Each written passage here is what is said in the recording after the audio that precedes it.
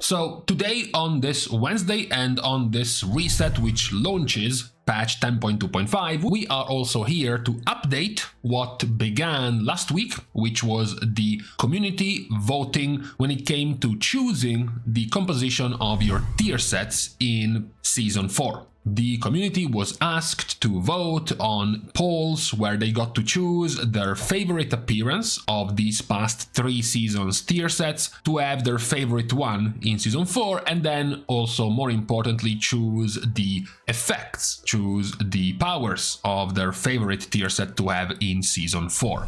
Starting from Blood Death Knight. For Blood Death Knight, the winner by a large margin was Season 2's tier set. There has been some debates already as we start from the first spec. Some players were more than okay going around with this current season tier set because it's not really nearly as reliant on RNG. While the Season 2, which won, is quite liked for the very powerful proc of Vampiric Blood, it is still very heavily reliant on RNG. So some players did find this effect quite annoying to play around with. It still ended up winning by quite a bit.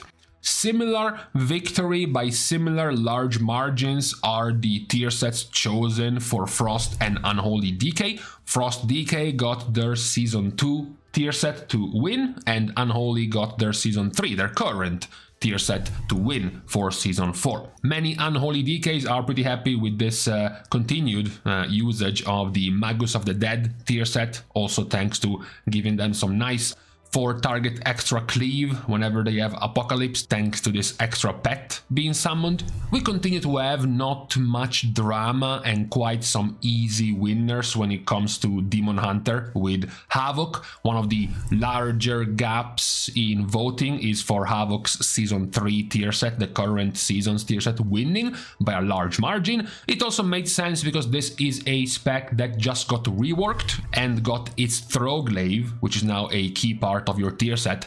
The Throglaive in your talents was significantly buffed, so it also makes sense for this current tier set to still be the strongest one out of the previous tier sets of Havoc. Same goes for Vengeance, again the reworked spec getting the Season 3 tier set to win. Although the Season 2 tier set with the very much higher uptime on Firebrand also got quite a lot of votes. It was a closer affair when it came to choosing the tier set for Vengeance. When it came to Druid is where we start to have some funny results, besides the close fight in terms of Transmog look, where Season 2 managed to win over Season 1. The first one is Balance Druid. Balance Druid ended up having Season 1 winning the result. The older set giving you stacking damage to your Wrath and Starfire, as well as your cast reduction cost of your spenders when you enter Eclipse. That's been the winner compared to the other 2 seasons of Balance Druid. Much larger win, much larger gap was the winner of Feral Druid, where Season 3, the current Season 1, the very good tier set, despite Feral not being particularly stronger than previous seasons, the tier set itself giving you an extra on-demand burst button ability, essentially focusing on Feral Frenzy becoming basically a cooldown. Now it makes the flow of Feral be much better, even though the performance itself isn't stellar. The cool parts of the voting come though from Guardian and Resto. Guardian has the largest amount of gap between votes, with the winner being Season 2. This is where we start to see perhaps the first of these cases where some or perhaps many of the votes go in favor of the tier set in which the spec was at its strongest. Regardless of whether or not the tier set itself was powerful, many players are going to be tying Guardian to being super OP and part of Exodia in Mythic Plus in Season 2. Therefore, Season 2 is the tier set that wins the voting, which gets, of course, to become a problem when you also start considering the nerfs and the changes that happened from that season to the next ones. For example, in the very case of Guardian Druid, the 2-piece set bonus is significantly weaker because the thrash, damage and rage generation after this tier set have been heavily nerfed, because thrash has been capped has been capped in the amount of targets it can hit for rage generation. So this will be a weaker tier set in Season 4, for example. The same perhaps example about voting the tier set of the season where the spec is at its strongest is for Resto Druid, because despite the complaint of not feeling nearly as nice to have 30%, a third of your healing coming from some NPCs you are summoning, for example, this is still by far the easier pick for Resto Druids. This might also have to do with the fact that this tier set is also a big part, a big help in Mythic Plus, in making, at the moment, Guardian Druid one of the more in-demand picks in the meta of Mythic Plus. So considering in Season 1 and in Season 2, Druid wasn't a particular meta pick in Mythic Plus, but with this tier set they are, that's what drove the Druids to vote for this tier when it comes to Resto Druid. Pretty close, with some possible trolling going on when it came to Augmentation Evoker.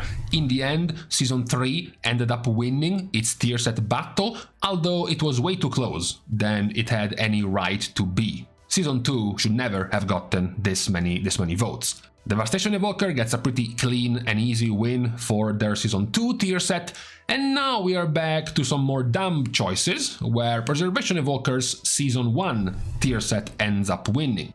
Lo and behold, Season 1 is also the strongest season of Preservation, when Preservation was OP and one of the stronger picks in Mythic Plus and the strongest pick in the raid, so the tier set of Season 1 ends up winning. The problem is that Reversion, which is the center of this tier set, has been nerfed multiple times since then. The effect of this build, even once you get this tier set, will be considerably weaker than the power that this build used to have in Season 1. So perhaps it is another case of getting baited by the power the spec used to have months ago, and not really taking into account the following nerfs and balance tuning that happened to the power of this tier set, in the case of this bonus for Evoker.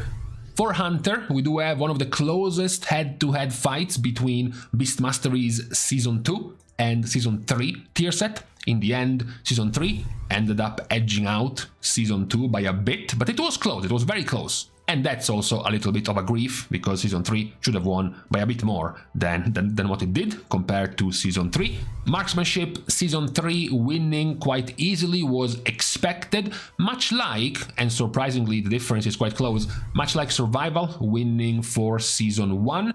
This is a much heavier single target increase in damage for Survival compared to Season 3. It will make them much more focused, much more viable when it comes to single target damage compared to the previous other tiers. Season 3 as a tier set was still powerful, in particular to their extra AoE damage, playing even more around your bombs, and also there was the fact of the annoyance of having to perhaps play more with Mongoose Bite with the Season 1 tier set, which not many survival hunters might like to be doing, but in the end that's what won.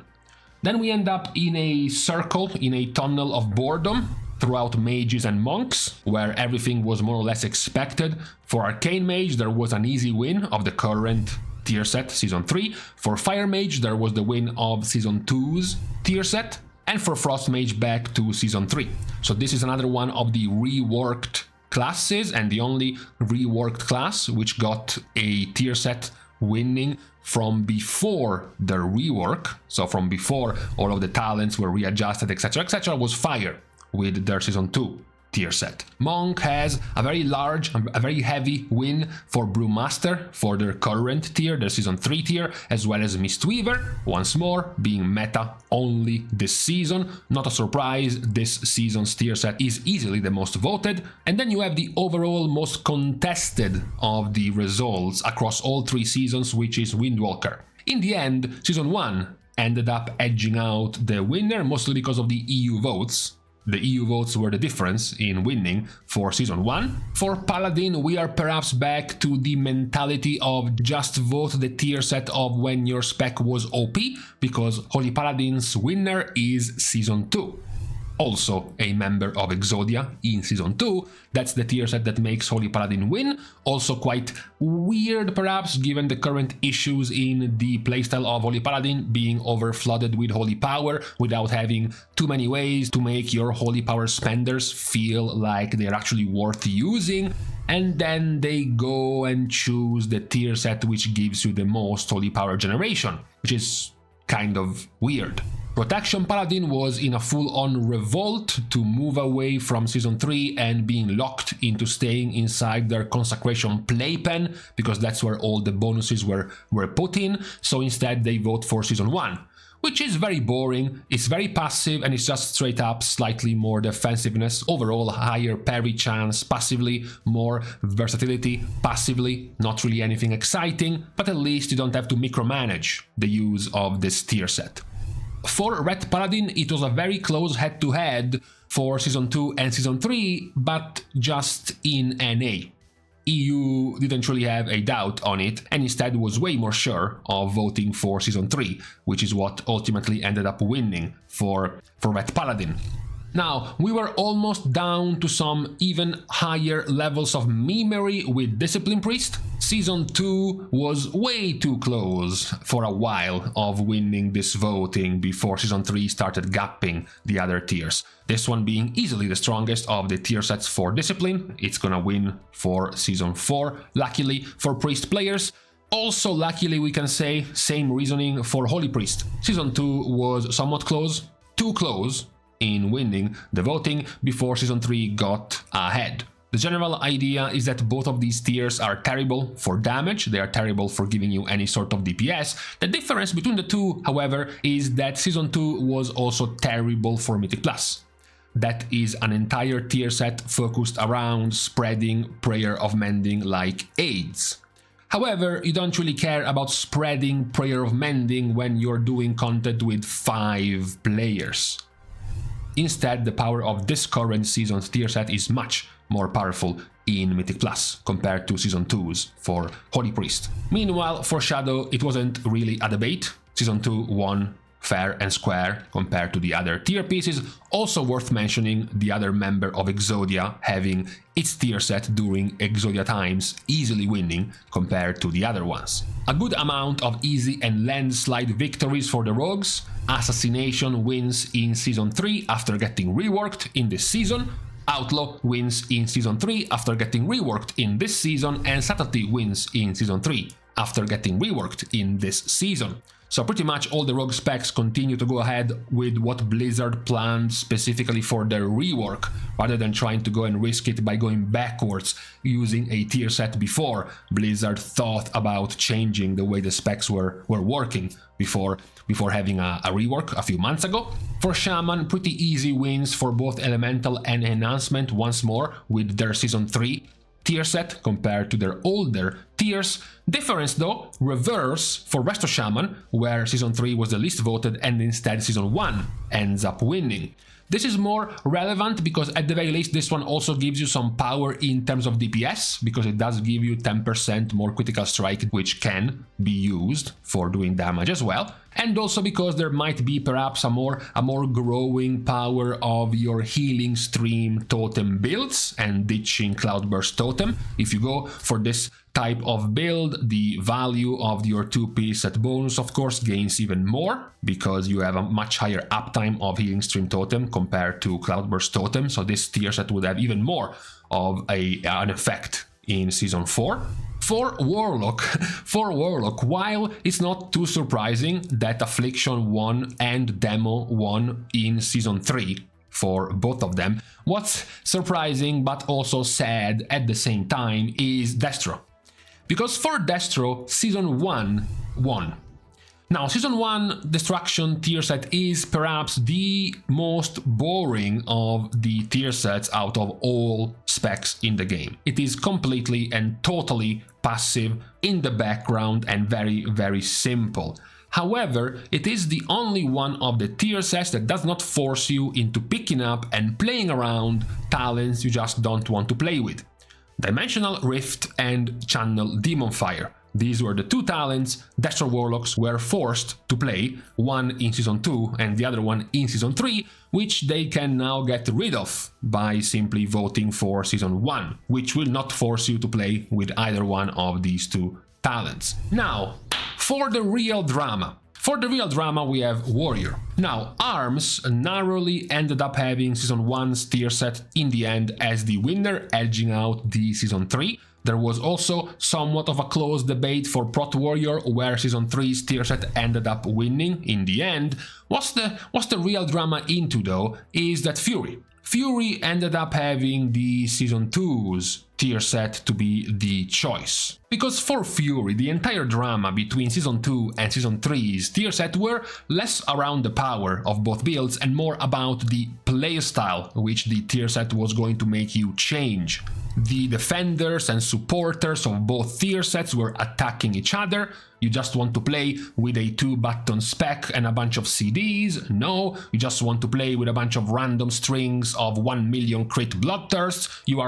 This build is so brain dead you can pretty much macro, rampage and bloodbath together and get a 90% log. Season 2 was so tedious, having to play around bloodthirst and having to track a bunch of stacks to properly benefit from it. In the end, what this entire fight caused was a presumed set of botting done to the voting, where out of nowhere Season 2, which was losing by a few hundred votes, ended up winning by well over 1,000, with a suspicious amount of 1,500 or so votes coming in the very last moments of the voting. This was also perhaps one of the flaws in the voting system. Besides the fact that many players were not even aware that this voting was even a thing, there was also the fact that the voting wasn't even restricted by account. It was, in fact, only restricted by the character, meaning you could literally vote on every single character you owned. Not only that, but there were no restrictions on being able to vote